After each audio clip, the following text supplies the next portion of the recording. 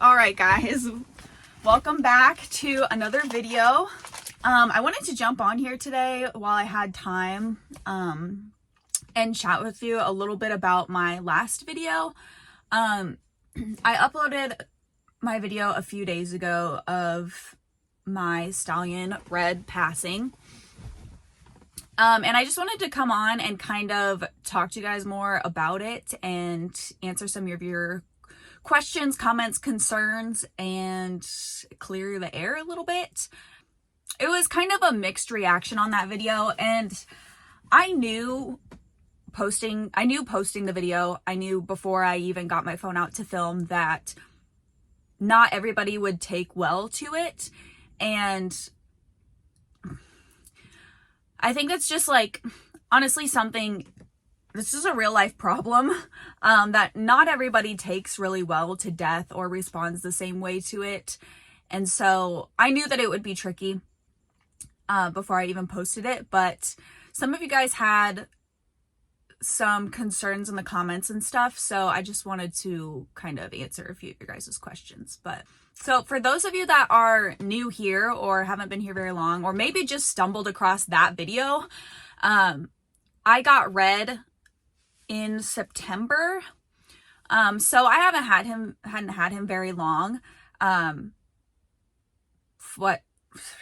October, November, December, January. So 4 months. So not very long.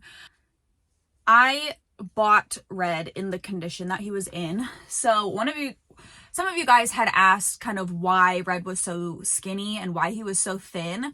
And I bought him that way, if not worse. I bought him from a feedlot in Wisconsin.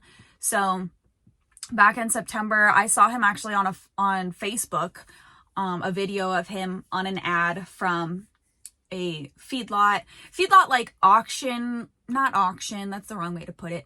I don't know how to put it. These people basically buy all these horses or like take them from kill buyers and try to find homes for them. And basically if they don't find homes for them, they get sent back on the truck. So I bought him from a feedlot for $700. And his video was like pretty alarming. He was in such bad condition. I vlogged the whole thing too. So if you guys like want to go back on my channel and find the vlog, I vlogged going there and getting him. I couldn't vlog at the actual feedlot because they didn't allow cameras and stuff, which I totally understand. It was like somebody's private property. And I vlogged coming home with him and stuff like that. So, I mean, you guys can go back and find that. But I bought him emaciated. I mean, he was literally like skin and bones. So we went and got him. My friend Melanie rode up there with me to get him, and we picked him up and brought him home. And I basically just dumped feed into him ever since. Like, I've been trying to get him to gain weight ever since. He ate solid alfalfa hay ever since he came home. He got grain, all of like the supplements, the weight builders, and just as much as I could get him to eat, like I did. So I had the vet out to see him, to do his teeth and to do, you know, his shots and try to figure out a plan for him and stuff. So I was working with a vet, and honestly, truly in the last couple of weeks before he died, I had really been thinking about doing something else with him, or trying to figure out what other options would be, would make sense for him. And if I couldn't, you know, get him to gain weight, if putting him down would be the better thing to do. Because he was at the point where I'd had him for about 4 months, and I should have seen some other progress. And I was starting to wonder if there was something else wrong with him, or something more wrong with him that wasn't obvious before. Because like the place that I get them from, the feedlot place, they don't give you any information about where they came from or who had them or what situation they were in at all. So For all I knew, he could have just been, okay, sorry, my phone storage filled up. Yeah, forgot what I was saying, damn it. Oh, yeah, so he was a stallion. And he also, like, he wasn't nasty or mean or anything, but he just wasn't very friendly. He was so good when I had him in the halter, and he was so respectful, but it seemed obvious to me that he probably was just a pasture stallion for his whole life. He wasn't broke at all to ride or anything, so he probably just lived out in a pasture and bred mares. And so you just never know if, like, he was super wormy, or he was starved, or just what his needs weren't being met. So that was where I started when I bought him, was to give him all of the great feed, deworm him, get his teeth done, all of that stuff. And there should have been more results than what I was seeing. So I was starting to think about, like, okay, is there something else wrong with him that I need to start looking into? You know, would it be better for me to put him down if I can't get any weight on him? Things like organ failure or cancer or something like that, that wouldn't be obvious and really didn't affect, like, his daily function. Like, I mean, he seemed happy and he moved well, and, like, you know, he just seemed like he was just skinny and just needed to put weight on. So that's what I was doing. And, you know, I wish we would have had the time to figure something else out. But that's why he was underweight. I don't think anybody in the comment section was, like, rudely asking or anything. Like, some of you guys were just genuinely curious, and that video has a lot more views than what my videos normally get. So I can only assume that a lot of people were not from my channel that had seen it. So that's why he was thin. We were trying to get weight on him as much as I could.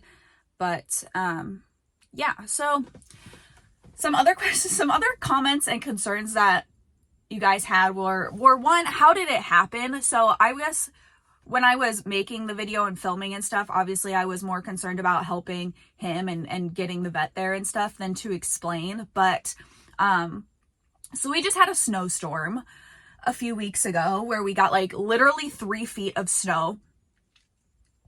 So everything was covered, and it was literally a nightmare. Horrible.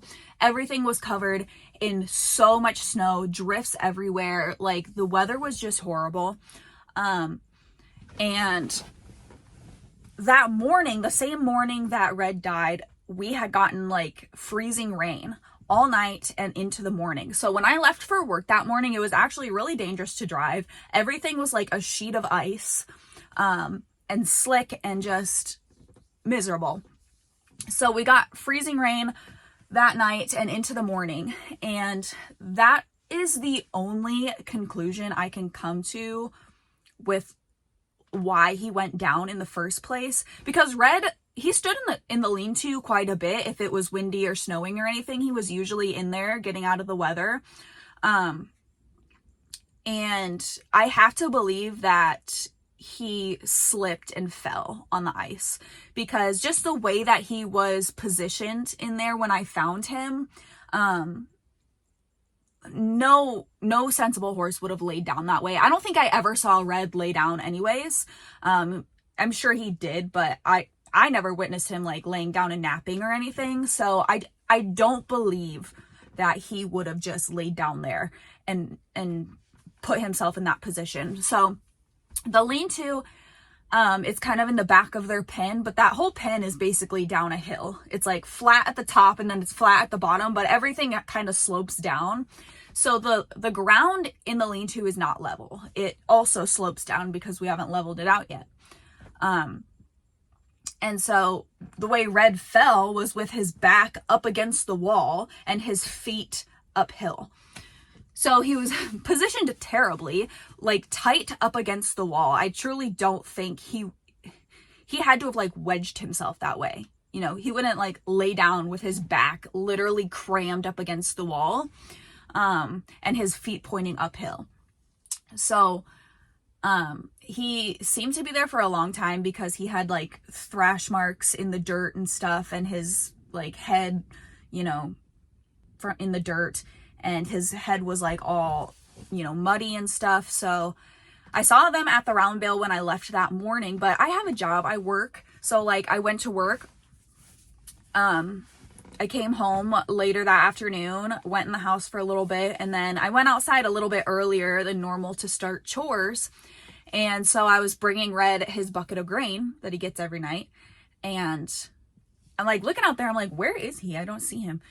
And Chance is at the round bale looking at me, and I step on the fence to look over in the lean-to because I figured he might be down there. And I saw him on the ground. So I even like called to him like, Red, what are you doing? And he actually like perked up and looked at me. But like just from the second I saw how he was laying and stuff, I was like, this is not going to be good. When I got down there, oh man, he had clearly, like I said, been there a long time based on the marks in the dirt. His eye was doing what's it called? I think it's called like a stagmus or something, where it just like goes back and forth and back and forth. And when the vet got there, she noticed that too. And she just said basically it could be because he was down for a long time. It also could be from head trauma. So I don't know if he didn't seem like he hit his head or anything, but if he like smacked his head on the wall when he fell down, could have been a reason. Also, there was some comments. There was really like one nasty comment on that video about, you know, me just standing there and filming him and how heartless I am, that I just watched him die slowly or something.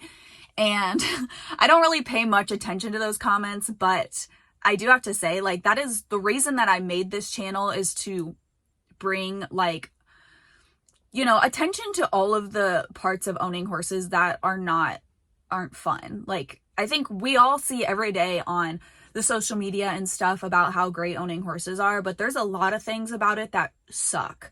And that's one of those things. And, there was like, I don't even know if it was 5 minutes of that video that Red was still alive, but from the time I found him to the time that the vet could get out there was like roughly an hour. So that 5 minutes or so out of a whole hour, I was not just standing there watching him die or just standing there filming him. My phone battery was literally dying. I said that in the video, that I probably wasn't going to film much. My phone battery's dying, but you know, my vet's on the way.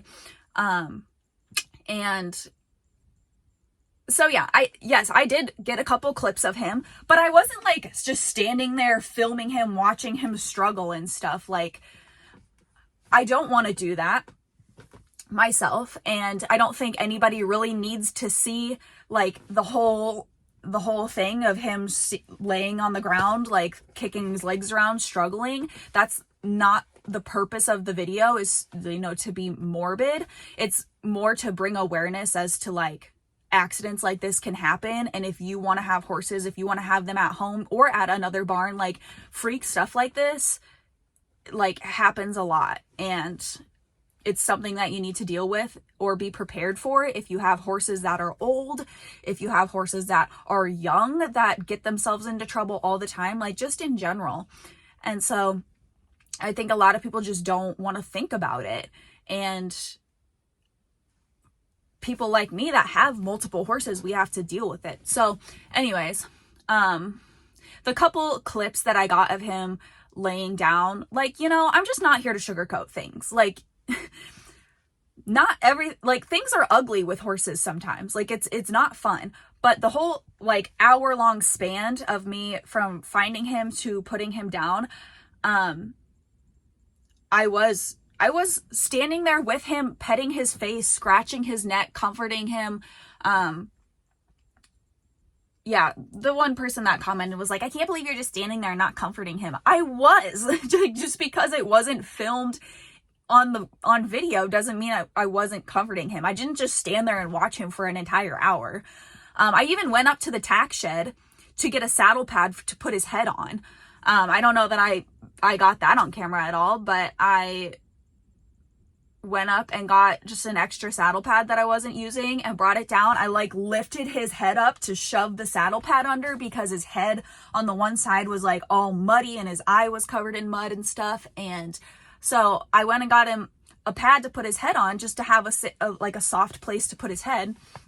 And then I basically sat with him and scratched him and talked to him until the vet could get there. So I'm sorry that I didn't include that in the video. I wasn't really concerned about it, but just for the record, some of you guys probably won't believe me or care, but for the people that do watch my channel and stick around, I didn't just stand there and watch him die slowly, because he didn't die slowly. He was put down humanely via euthanization by the vet, because there wasn't really a better option for him. Even when the vet got there, she was like, yeah, just looking at this situation, I don't think we're going to be able to do much else. Because we would have, for one, had to get him out of the lean-to, which is why I called my boyfriend with a tractor, which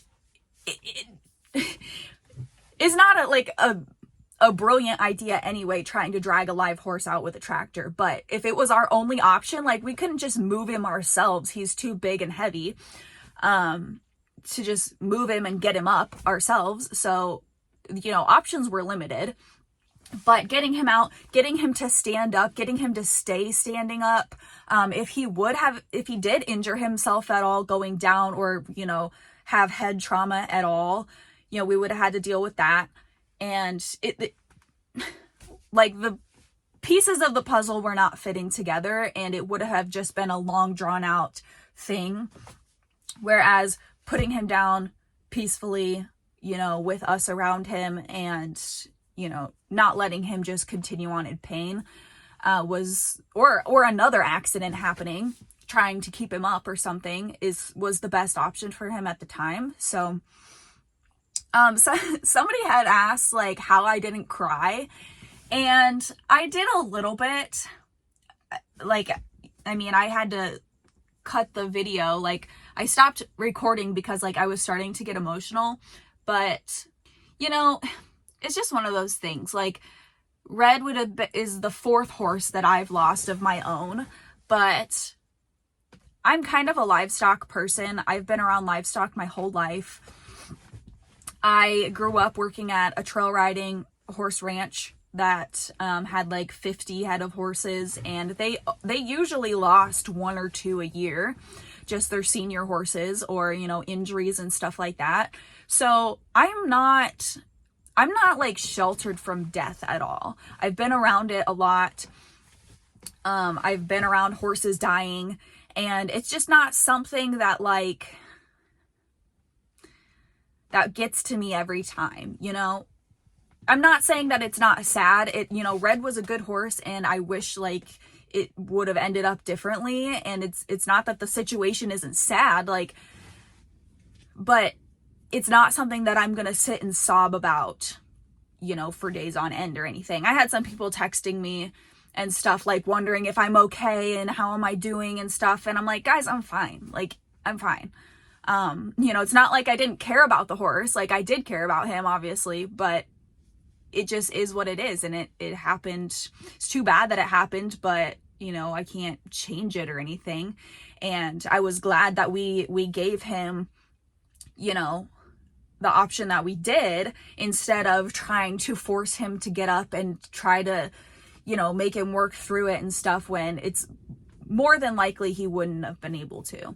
So yeah, I mean, I cried a little bit, but I only had Red for 4 months. We weren't close. We didn't really have like a good bond or anything. You know, he was a nice boy. He was a good horse, but like,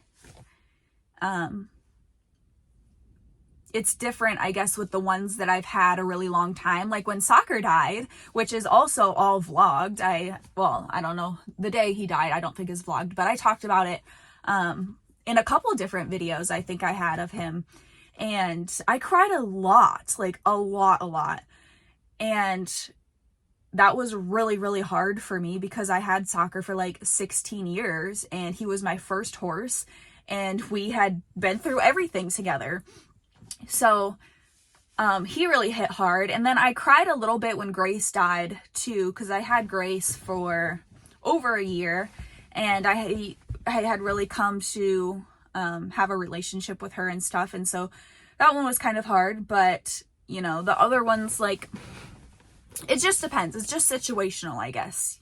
Like I said, it doesn't make it any less sad, and like, it is still too bad that, you know, we had to put him down. But yeah, I don't know. I'm not sitting here sobbing about it.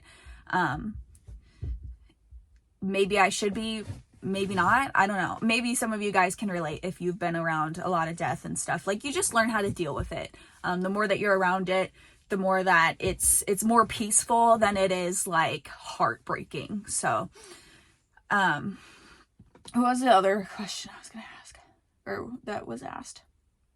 One other thing that I was going to cover was the cost of everything. So we have a guy, like, we have a relative that has an excavator, and he has done the last 2 horses for us. Soccer was buried by my dad's neighbor who had a backhoe. And so we usually, like, we can find somebody to come bury them. And I guess burial and stuff is a little bit different depending on how the horse dies. Both Soccer and Red, we had to put them down via the injection. So the injection, like the serum, the solution, I guess, is extremely dangerous and like cannot be exposed to the environment after it's been administered. So like with Red, he was put down via the injection, which wouldn't have been that big of a deal. But when she was injecting him, she made note that he was super dehydrated and had really bad veins. So it was hard for her to inject him. She was like pushing the needle in and like just all she had to like get it into his veins. And it splattered back out when she was doing it. So as she was pushing it in, it like splatters back out. And so he got a little bit like on his neck, and that was the biggest concern because Chance, you know, he's a yearling, he's curious, he's looking around and sniffing him and stuff. And like, I didn't want to take the chance of him like getting it on his lips or anything. The vet even told me like, don't get it on your hands, don't get it on you at all. So we normally have a guy that can come bury them with the excavator, but with the conditions of the roads, what made it really difficult. And so, if it would have been a couple of days, I probably would have been like, okay, I can work with that. I tarped him. You guys saw in the video, I put the tarp over him, and I actually put a fence panel around him, which I did off video, but I put like a extra just wire fence panel around him so that Chance wasn't like getting into the tarp or stepping on him or anything. So he was covered up, not exposed to the environment, but the serum solution stuff can kill basically anything that comes in contact with it. So any wildlife or anything, like, you cannot leave them dead out there. If they've been put down that way, because like the bald eagles and stuff, if they come like picking at it, or just like somebody's dog like gets in contact with it at all, it will kill them. So it's not good for the horses to just sit out there dead. And I didn't want just a dead horse in the lot. Like, I have boarders and I have lesson kids and stuff, right? So I was like, okay, well, if you could let me know, like, as soon as possible, whenever you can do it, would be great.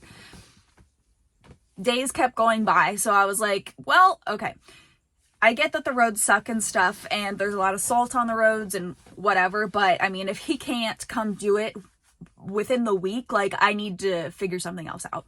So, like I said, when they've been put down that way, they have to be buried. It's not like they can just be burned or, that sounds really morbid, but it is something that some places do, or like put under a bunch of brush or something to decompose, because it's so dangerous. So they have to be buried.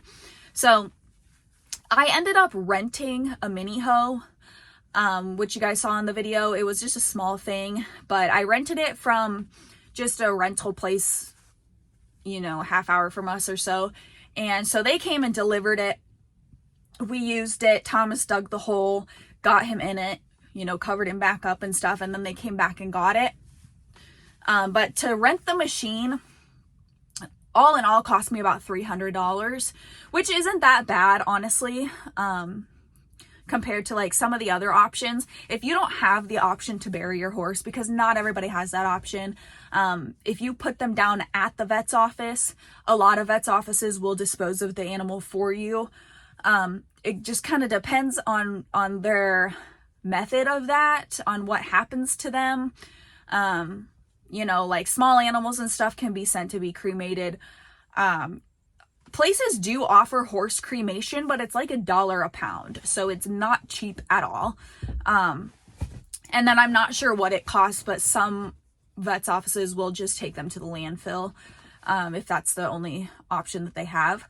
But it cost me about $300 to rent the machine, to bury him, and to, you know, for them to pick it up. So that's the method that I went with. Oh, the other thing that people were asking about was Chance's halter. So, yeah, Chance's halter, it wasn't that tight. I thought the same thing, kind of looking at him, like it looked like it was getting a little bit snug. But I do just want to clarify for everybody, just to disclaim, I do check his halter regularly, because I actually had a bad experience with a yearling one time when a too tight halter at a past barn that I worked at that did some breeding and stuff. I brought in one of the yearlings, and the barn owner had asked me to take her halter off because she knew that it was starting to get too tight. And I swear to God, I fought with this yearling for so long. Like, there's not a lot of times that something is so dangerous or so out of control that I just take the loss and walk away and let the horse win. But that was the experience that I had. I tried to take off that yearling's halter, and she slammed me against the walls. She dragged me. She cut up my hands. She just reared and ran me over, and it was literally the worst thing. And I didn't even get it off of her. I just texted the barn owner and was like, it's unbuckled, but I didn't get it off. I didn't feel like dying today, but now that I'm all cut up and like half alive, I'm leaving.